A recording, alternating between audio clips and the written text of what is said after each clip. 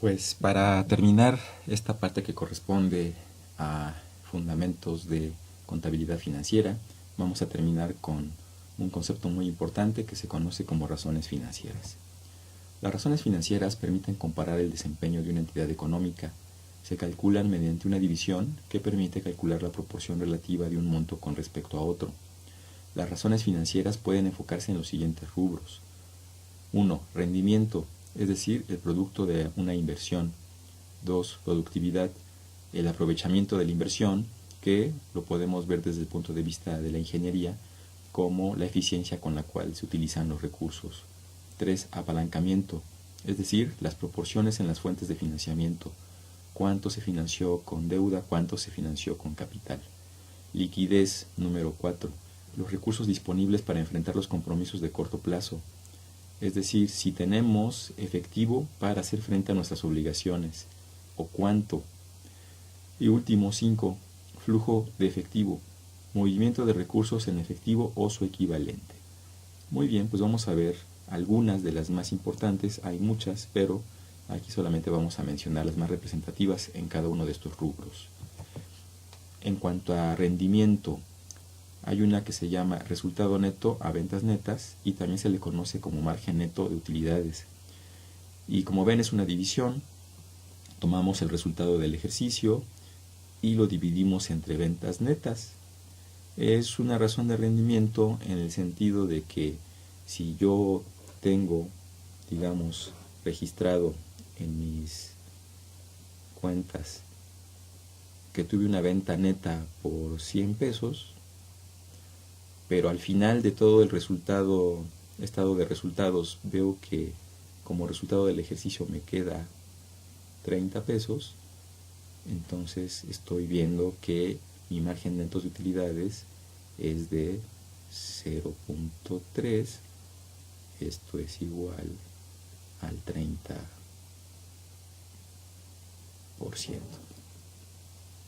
Entonces es una proporción, como podemos ver, es decir, qué tanto de mis ventas netas realmente llegó al final después de descontar todos mis costos y gastos.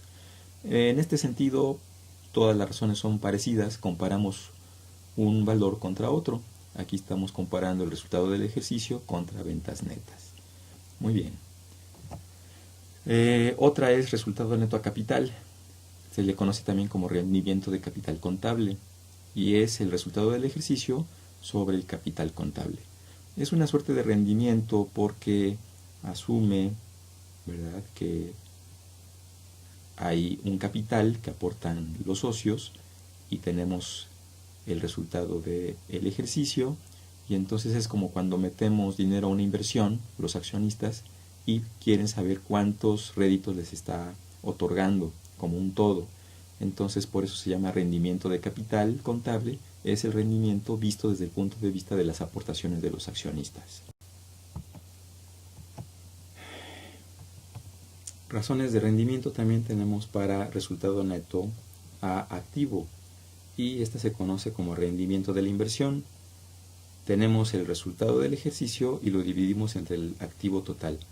Tal vez esta sea una de las más importantes porque en realidad me está dando cuál es el producto de la operación de la organización, que es el resultado del ejercicio, y lo comparo contra lo que valen todos mis activos, que en realidad es la inversión total que han realizado tanto por parte de aportaciones de capital como con base en los préstamos que se han solicitado. Al final, con estas dos fuentes se ha construido una infraestructura, que son los activos totales, y estos están generando una riqueza que se expresa en el resultado del ejercicio. Por lo tanto, los resultados del ejercicio divididos entre el activo total definitivamente sí son los rendimientos de toda la inversión, visto a la organización como un todo. Esta razón financiera es muy importante. Entonces, vamos a dedicarle un comentario especial, dada la preponderancia de lo que está representando. Es el rendimiento de toda la entidad económica. También tenemos dividendos a resultados. Esto es estrictamente visto desde el punto de vista de los dividendos, es decir, de los réditos que se le otorgan a los accionistas como resultado de la operación. Normalmente se les da una proporción, una fracción de los resultados de todo un periodo, y entonces esa es la razón por la cual los accionistas comparan sus dividendos respecto del último resultado publicado, no del resultado actual, sino concretamente del último, en virtud de que los dividendos no se entregan inmediatamente, sino se espera un tiempo a que haya asamblea y entonces se toma de los resultados anteriores. Es una razón que solamente es vista desde el punto de vista de los accionistas. Como razones de productividad tenemos ventas netas activos. De nuevo tomamos las ventas netas, tomamos el activo total y vemos cuál es la razón que tenemos. Esta razón de productividad, noten, a diferencia de la de rendimiento, que la de rendimiento se enfoca en realidad en los flujos después de haber descontado tanto costos, gastos e impuestos. Pero aquí estamos viendo el origen de todo el proceso productivo, empezando por ventas y comparándolo contra activo total. Es de productividad en el sentido de que vemos cuánto es capaz de vender la entidad respecto de los activos totales. No es de rendimiento, porque no es lo que se va a obtener, pero sí de productividad en el sentido de qué tan activa está nuestra entidad económica, qué tanto está trabajando. Las ventas en ese sentido son un indicador de movimiento de actividad económica. Entonces, ventas divididas entre activo total nos da nuestra primera razón de productividad. También tenemos ventas netas activo fijo. Aquí simplemente estamos comparando contra el activo fijo, que son en principio los activos que nos permiten operar. Entonces antes se utilizaban los activos totales, aquí nada más los activos fijos. Rotación de inventarios, esto es muy importante. Se mide en vueltas y es el costo de ventas, es decir, lo que cuestan los artículos que se han realizado, sobre el inventario. Si observamos, este costo de ventas es en realidad tomado del propio inventario. Los artículos que se vendieron se sacaron del inventario y su costo es el que reflejamos en costo de ventas. Entonces, costo de ventas es una proporción del inventario y por lo tanto esto nos da una relación de cuánto vendimos, es decir, cuántos artículos sacamos del almacén, del inventario, y realmente cuántos se quedaron adentro. Por ejemplo, si yo represento mi venta 50 pesos, pero en mi inventario quedaron 200, quiere decir que en realidad no soy tan eficiente porque tengo una sobreexistencia en inventarios de 150 cuando mi velocidad de ventas normalmente es solamente 50 en un periodo. Esto me da, dijimos, 0, en realidad 0.25, y no somos muy eficientes. Algo un poco más eficiente sería si yo, en vez de vender 50, vender a 200, mi inventario está en 200 y yo tengo 1. Quiere decir que lo que tengo lo saco y me queda la misma cantidad en inventario. Pero todavía mejor sería que yo vendiera 2000 y en el inventario me quedaran 200.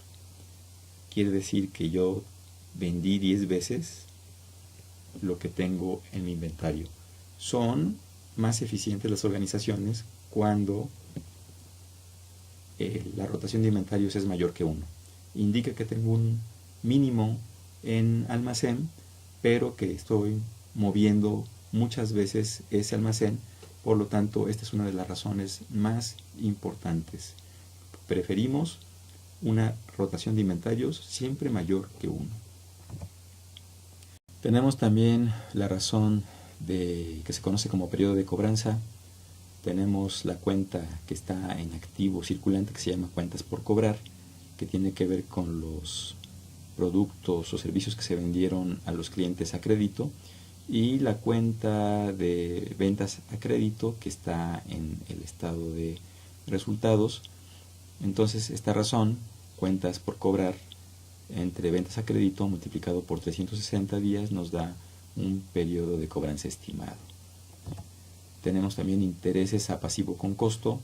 Aquí vamos a registrar los intereses derivados de nuestras obligaciones y los vamos a dividir entre el total de pasivos con costo, es decir, los que nos cobran intereses. Y eso nos da una proporción de qué tan alto es el interés que estamos pagando por la deuda en la que nos cobran intereses.